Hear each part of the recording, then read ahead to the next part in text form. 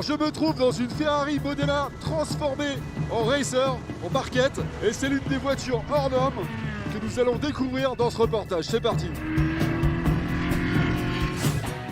Resto mode, reproque de cartographie ou encore hot-rod, des termes qui ne sont pas forcément connus du grand public.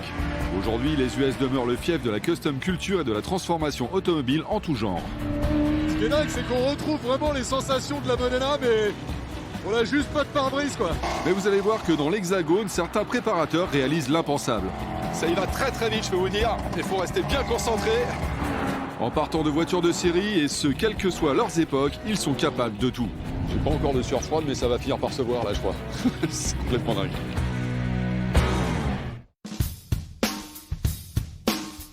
Notre périple débute à Oudan chez Raffaele Zanato. Il dirige The Speed Shop, sa grande passion, tout ce qui a 4 roues et qui vient des États-Unis. Raffaele, salut. Salut Nico, tu vas bien? Super. Son métier, la restauration d'anciennes comme cette magnifique Buick Riviera, mais pas seulement. Il réalise ce que l'on appelle aussi du resto mode. C'est le cas de ce pick-up Ford qui date de 1951.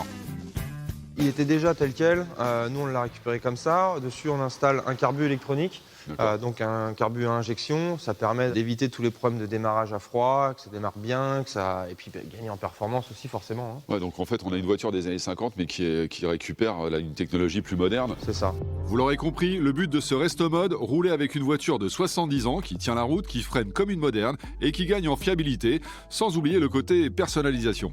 Et il y a eu un très beau travail custom qui a été fait sur l'arrière, sur le train arrière. On peut aller le voir. Ah effectivement, oui. Avec cette espèce de toile d'araignée. Oui, ça fait un peu Spider-Man sur les bords, ouais. C'est pas mal. Ok. Alors derrière toi, j'ai vu, il y a une Corvette C2 qui est magnifique. C'est un de nos plus gros projets, totalement en resto mode, avec donc des trains modernes. Là, on est en 63, 64. On est en 64, ouais. 64, ouais. L'équipe de Raffaele travaille aussi sur cette Corvette C2, mais avec des éléments issus des Corvettes les plus récentes.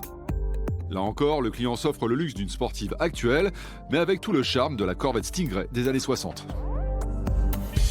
Notre ami s'amuse parfois à booster des moteurs. C'est le cas de ce Ford F-150, qui de l'extérieur passerait presque inaperçu. Je peux essayer? Écoute, avec plaisir, tiens. Allez, je vais voir ce que ça donne.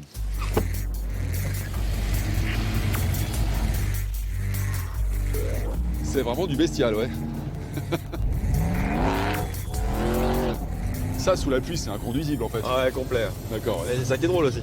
C'est ça qui est drôle. Faut le mettre en 4 roues motrices. Alors, ce qui est bien, c'est qu'on peut passer en 4 roues motrices. Ouais, on peut le passer en 4 roues. Voilà. Mais je pense que sous la pluie, même en 4 roues motrices, faut se concentrer. D'accord. Ah, c'est décalé complet. Ouais, c'est ça. C'est sûr que pour rouler tous les jours, bon, c'est une drôle de machine, mais pour se marrer. Oh là là là là là là là. Oh, c'est n'importe quoi. En plus, c'est hyper nerveux. Ça, c'est ah là là. Avec la boîte, les rapports, dès que tu rappuies un tout petit peu, bam bam bam, c'est vrai, les rapports, ça reprend. Ouais, c'est énervé tout le temps. Et le problème, c'est que tu as le châssis d'origine. C'est ça. Voilà. Donc c'est un châssis d'origine surélevé avec des gros pneus mud, tout pour bien aller dans la terre. Mais sur la route, bon. Sur la route, c'est un peu stressant, ouais. Ouais, c'est ça. C'est complètement dingue. Alors Raffaele vient de nous montrer son savoir-faire sur un F-150. Figurez-vous qu'il y a beaucoup d'autres préparateurs en France qui sont capables de booster les moteurs. On va les retrouver tout de suite. Direction MTR Motorsport dans l'Essonne pour rencontrer Michael Toffolo et son équipe. Mika, bonjour. Oui, bonjour. Monsieur. Votre spécialité chez MTR Motorsport, vous boostez les moteurs, mais pas seulement. Effectivement, on fabrique des pièces sur mesure. Ouais. La Yen RS3 2018, sur laquelle on va faire une préparation en plus de 1000 chevaux. Donc, 1000 chevaux dans une RS3.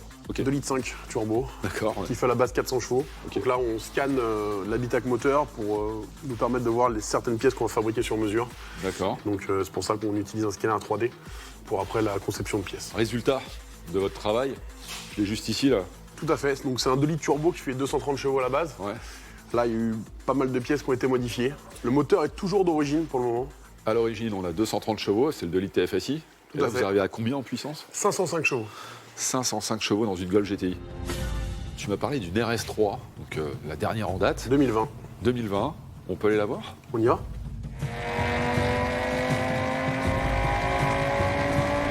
Et cette Audi RS3, nous la surprenons en pleine séance de muscu. Nico, je te présente Marcio. Bonjour, enchanté. Salut Nico, comment tu vas? Super. Comment ça marche un banc de puissance? Alors, le principe, c'est de faire rouler la voiture sur des rouleaux Oui. pour mesurer la puissance nominale maximale de la voiture. D'accord. Donc, ça va te tracer une courbe où tu verras la puissance à 3000, 4000, 5000, 6000, 7000 pour celle-ci qui va jusqu'à 7000, un petit peu plus de 7000 tours. Le banc, avec des capteurs, va mesurer la résistance par le régime moteur. D'accord, et là on est à 753 chevaux sur cette Audi RS3. Alors, sur ce petit bijou, effectivement, 753 chevaux. Impressionnant Voilà. en tout cas. Pour prendre le volant d'un tel monstre, direction l'autodrome de Linas Montlhéry. Pour rappel, une RS3 renferme un bloc 5 cylindres turbo de 400 chevaux. Ici, nous en avons quand même 750, une belle préparation qui coûte un peu plus de 17 000 €.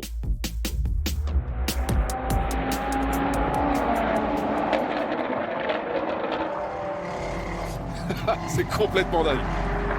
Waouh! On est écrasé dans le siège, dans les courbes, c'est assez impressionnant.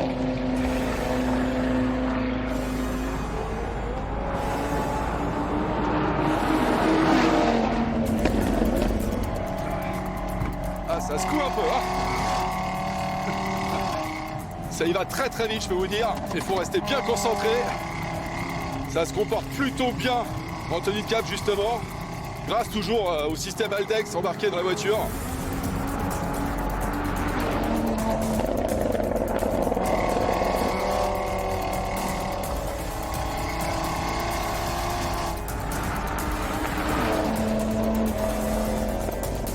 Alors maintenant qu'on s'est fait quelques frissons sur l'autodrome de Montlhéry, je vous propose de retrouver notre Ferrari Modena à Dreux pour découvrir un préparateur complètement allumé.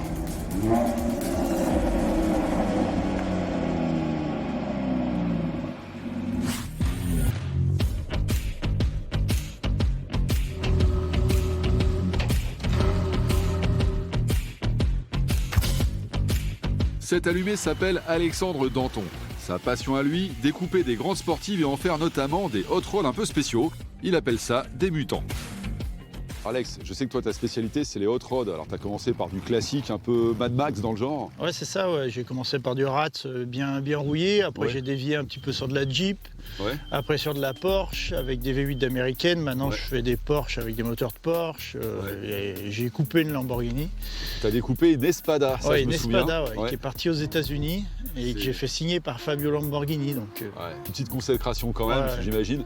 Là, ta dernière création, bon, je reconnais une Modena hein, à l'avant, une Ferrari Modena. bah, j'ai pris une base de Modena Speeder. Ouais. Donc, j'ai coupé le pare-brise. J'ai voulu faire une mini Monza. Vu que c'est la mode du Speeder en ce moment, je me suis Tout à dit que fait. je vais faire ça. C'est un Bah, bon effectivement, style. il y a la Monza SP2, il y a la Ouais. McLaren Elva aussi. Hein. Donc on a tout fait en aluminium. Donc là après elle va être remastiquée, peint, ça sera tout, Ouais, bien sûr. disparu, mais c'était... Bah, déjà, tu as fait une petite déco sympa. Hein. Bon, alors, apparemment, tu es là pour la tester, pour voir un peu l'aéro, etc. Ouais, on va voir comment ça marche. Je peux te servir de pilote pour l'aéro? Bah, bien sûr, si t'es bon, oui, si t'es pas bon. Je vais essayer, ouais. Allez, on va mettre un casque hein, parce que je crois que Ouais, je crois que c'est mieux. c'est mieux. Déjà qu'on n'a pas de cheveux. On va pas attraper froid quand même. Voilà. Ok, ça donne le ton tout de suite.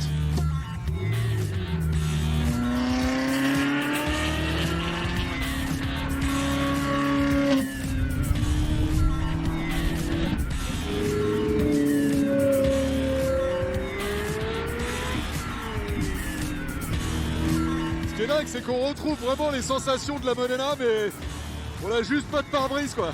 C'est assez dingue. Ah, je peux vous dire que une voiture de 20 ans, 400 chevaux, bah, ça parle bien encore, hein. Ça marche bien.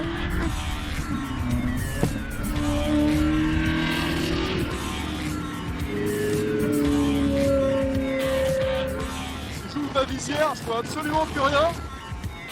On n'a pas de pare-brise, c'est vraiment... C'est le principe même d'une barquette, c'est que on en prend plein les oreilles, on en prend plein le visage, plein les yeux. Et en plus, c'est une Ferrari. Wouh! Ça décoiffe, hein? Voyons.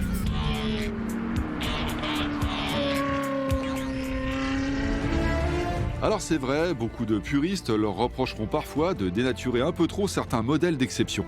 Mais ces explorateurs de l'extrême réalisent de telles prouesses que finalement ils contribuent, à leur manière, à rendre nos automobiles encore plus passionnantes.